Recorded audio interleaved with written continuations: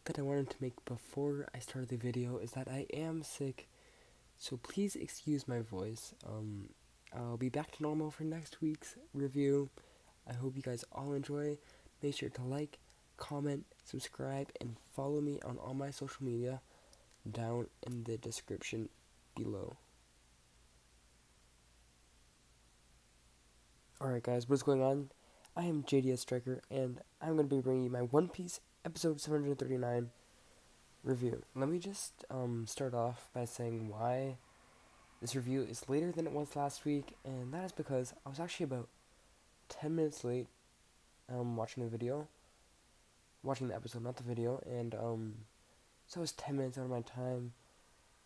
And then I watched the episode one time through, but One Piece has gotten much better with the pacing, so a lot of stuff happened this episode, and that caused me to have to rewatch it to digest it all and know every little detail of what happened for this review. So yeah, I had to watch the episode twice, and I was late watching the episode, so those are the reasons why this is a bit late, not as fast as last week. It's not going to be the first review out there like I was last week. Might not get the same amount of views as I did last week, but let's stop comparing it to last week. It's a new week, let's just do this week. So, I just love these past, 3 episodes of One Piece. The pacing, it's been amazing. A lot more stuff has happened than in those Dressrosa episodes of them pushing back the bird cage and just screaming. And I know I said I would move on from last week, but this format for the review is what I will be sticking with for the rest of my One Piece episode reviews, which will hopefully go on for quite a long time. I do not plan on stopping these, and, well, enough blabbering on about the pacing and everything. You know, that's what a review is. The pacing is amazing. The title card started at around, I believe it was 4 minutes this time, which is amazing, for One Piece. It's way better than a 7 or 6 minute title card that we got on Dressrosa. Yeah, so anyway, let's just get into what happened in the episode. So, it starts off with us back at the Kiro's house, with Zoro and Robin talking about Luffy sleeping, while he's sleeping. And of course, Frankie's over there crying like he usually does to these stories. All these sad stories. Yeah, so Zoro and Robin, they were saying, how disappointed Luffy will be when he wakes up and hears that Sabo was here while he was sleeping, and he slept through it. So, I could see Luffy getting really upset over that. And, nothing much happens while all this happens. It's just comedy. Funny comedy. It's One Piece comedy, so what do you expect? It's amazing. So basically, what happens next? The next important thing is that Kiros tells Zoro that there's alcohol in the basement that he can go get. So he goes and gets that. And while he's getting it, Kiros says that Dressrosa has to repay the Straw Hats for all that they have done for them. And in the preview, well, I'm basing this off of what happened in the preview because I'm not a manga reader. What happens in the preview is Luffy is eating at a banquet, and I'm guessing that's going to be a banquet at the end of most arcs, in Alabasta, how they had that huge banquet to repay the Straw Hats for saving their kingdom. That's probably what Dressrosa is going to do as well. So when Zoro gets back up from the basement, he shares his drink with Kiros. Well, it is Kiros' alcohol. And, when they drink, Zoro says that he wants to spar with Kiros one day. And I found this very interesting, there's a lot of possibilities that we could go down with this. Except the most likely one, I will tell you after I list all the possibilities that I think there are. I'm pretty sure, these are the 3 possibilities that I think will happen. We will either see Kiros return in the future, in a future arc, or just in the Straw Hats downtime between arcs. and then they will spar. This will still happen after Essarosa and the few remaining episodes that we have, concerning how all of this is leading into Zoe. Or this will not happen at all, which I do think is most likely. This is just them saying this for the sake of saying it. I was probably looking into that way more than I should have, way more than the animators. Not sure if that was in the manga, more than Oda thought that we would. But I do hope it does happen down the line. Zoro and Kiros fight. That would be amazing. So we then go to the flashback for some reason with Kiros in his toy soldier form talking to Rebecca about how she shouldn't enter the tournament. That wasn't important at all. Then we resume back to real time. Zoro is sleeping and Kiros is writing a letter of some sort, most likely to Rebecca. This is possibly, I just saw this now, this is possibly about the banquet, requesting a banquet for the Straw Hats. So yeah, he writes it, then he leaves his house, delivering it to whoever it is addressed to, most likely Rebecca or King Riku. And now we get to the moment that I have been waiting for. I was so hyped at this moment. I was like, I've been waiting for so long. Ever since I caught up to One Piece about a year or two ago, can't remember when it was, but when all the other half of the Straw Hats left, Nami, Sanji, Chopper, and Brook, when they all left, I didn't expect them to be gone for this long. I'm pretty sure it's been like a year without them, and I've missed them. So I've been waiting for this for a while. So, the narrator calls them the Twirly Hat Crew, which is, I guess, their name for when Luffy isn't there, so they don't know they're the Straw Hats or something. I'm not sure. Sorry for the mic moving, by the way. So the Going Merry has a chain out of it, so they're either changed to the island that we see them come on later, or they are chained to Big Mom's ship, which I don't think is likely, because when they're on the island, we do not see Big Mom anywhere. We then find out that why Big Mom was there is because Caesar stole research funds from them, and they're after him. So without Caesar, none of this would happen. Caesar is causing a lot of trouble here. So when we get to the island that they are on,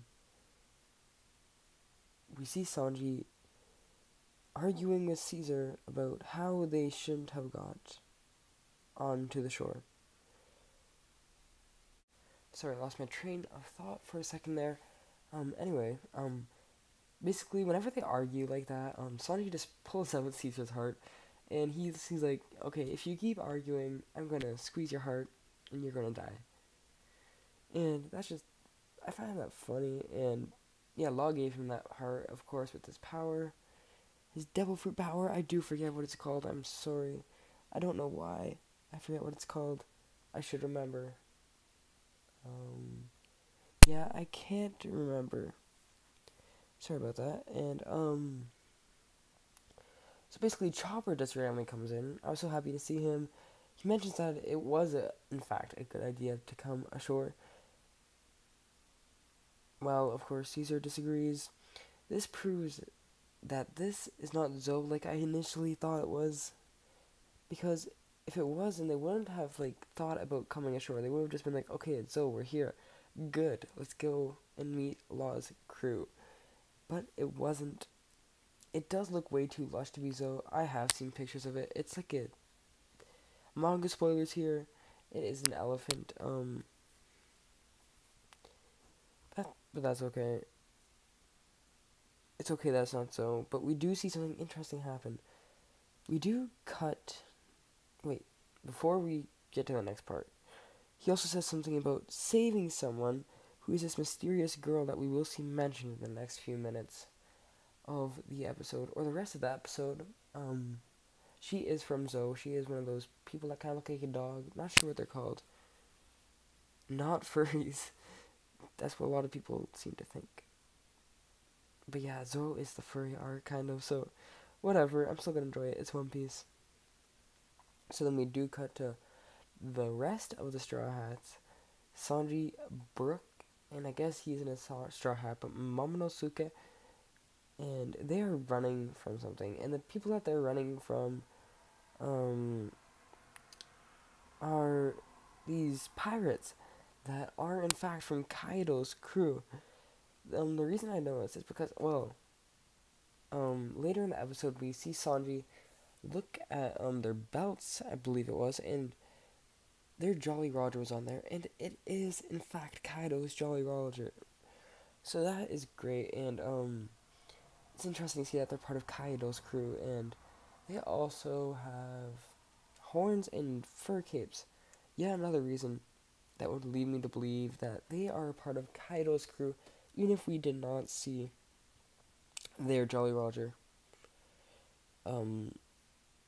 So Brooke said that the reason that they're in this situation is because they paid too much attention to the same girl that Chopper mentioned earlier.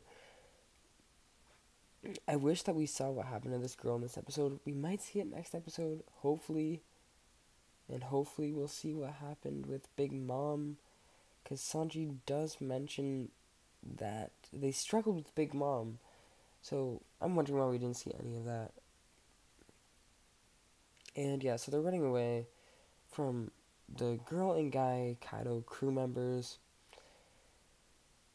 And then after all this happens, somebody, I don't know who, yells, "Rain eruption incoming," or something along the lines of that. And then we see this huge mountain blow up. The top just completely blows up, and water comes out instead of lava. So it's like a water volcano, which I thought was interesting. Like, this island is very lush and green. Very cool island that we probably won't see any more of after the twirly hat pirates or straw hat pirates, not sure what to call them, leave the island. And so, oh yeah, by the way, should have made this note to start off. Hold on, let's edit that at the beginning of the video. What happens next? Wait, everybody gets swept away by the rain eruption. Brook tried to protect Nami, but he failed. And of course, being devil fruit eaters, Brook and Momonosuke were left helpless in the water, leaving Nami to have to save them and bring them atop a tree branch. So this is where they stay for the next few minutes. Basically we see the male Kaido member riding his crocodile, his huge ass crocodile, coming for Nami with the sword, and he's like, "Okay, I'm gonna kill you." And then we cut commercial break time, and I know Nami isn't going to die here. It's very obvious. There was no suspense at all. Tried their best, but it just wasn't suit for a death. And he's coming in. His sword does look like he's going to stab Nami, but of course Brook comes in at the last second, finally protecting Nami, like he failed. Well, he didn't fail this time, but he failed last time. So he was extremely happy about protecting Nami. And then him and the male Kaido members, they start fighting.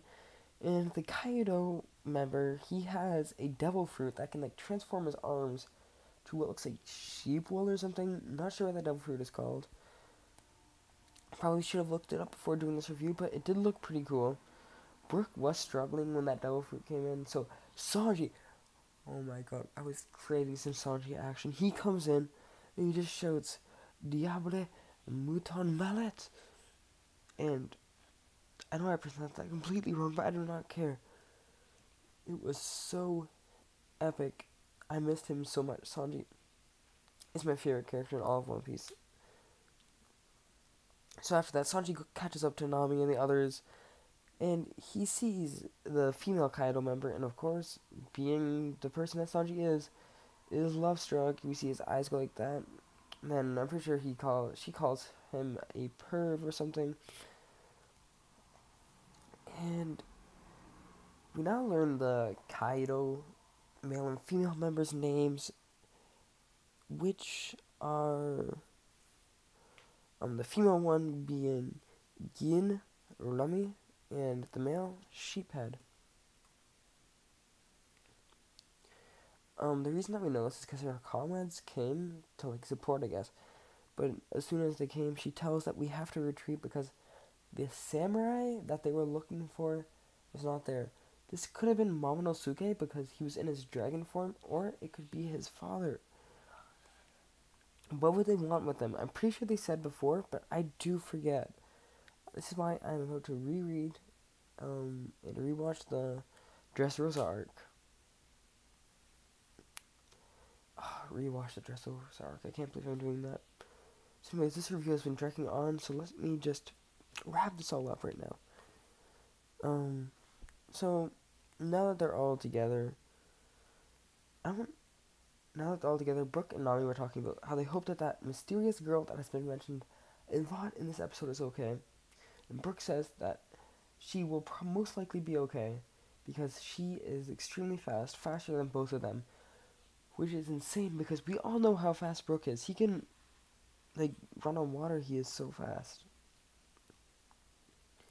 So this mysterious girl is fast. So this is the part when we do see a glimpse of her. She's behind a tree and she's peeking out. She does have a dog. A dog snout. So that means that she is from Zou.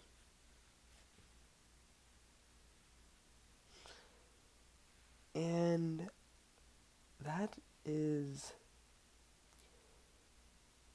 the last part that we see of Nami, Sanji, and Brooke. Well, yeah, one more thing.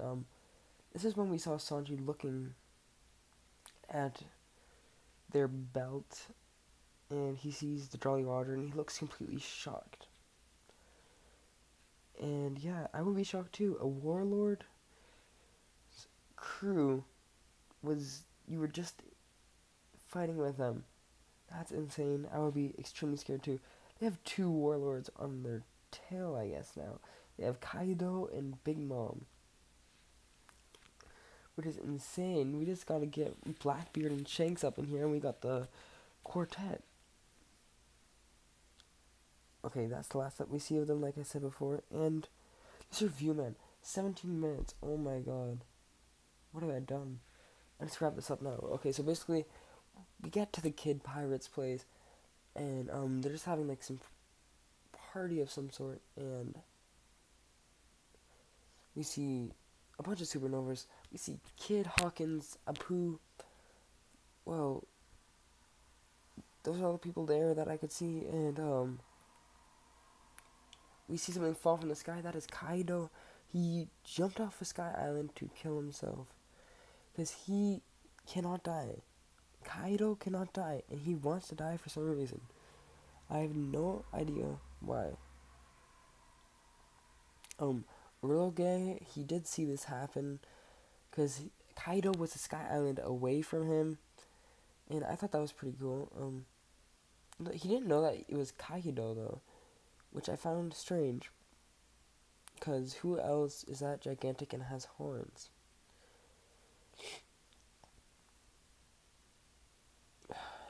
Yeah, so then, what happens next? He comes out of the hole that he left in the ground because he's so big and heavy. Because the animation art here is fantastic.